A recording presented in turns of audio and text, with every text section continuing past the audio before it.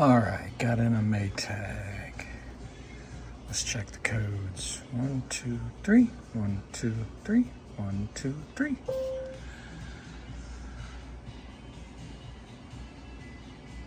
f8e1, f0e3, f2e1. Okay, let's see what these are. I can't remember. Yeah, that's the chart for entering diagnostics. 1, 2, 3, 1, 2, 3, 1, 2, 3. F8. Is that a water valve? Long fill, no fill, of course. f8e3, overload.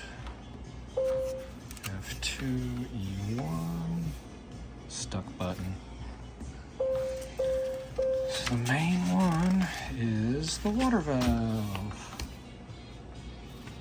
Hold the third button for 3 seconds, or I think it's 5. There we go, it's cleared. All right, let's do a quick test. 1, 2, 3, 1, 2, 3, 1, 2, 3. It should be cleared.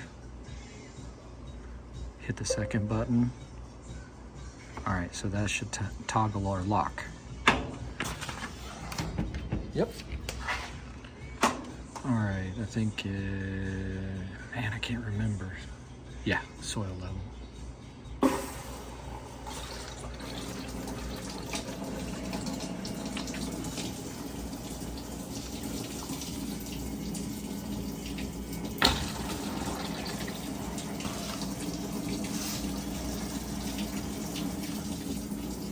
Feeling pretty good. I guess I might as well test the drain pump. I think it's 8. Yep. Well, in this case, I guess I'll just run it and see if that code comes back. Test the thermistor maybe, we'll see.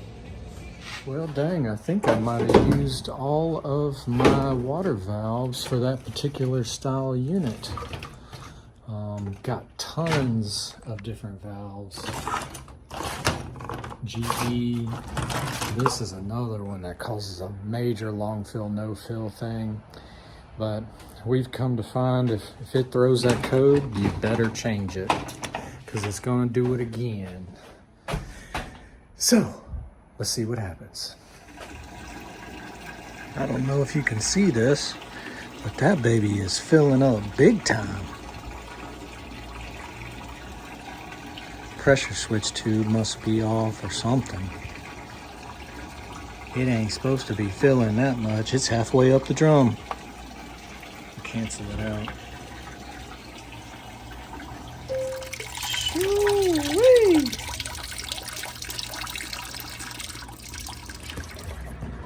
And there it is. Bam, bam. And that right there will definitely cause a long fill, no fill.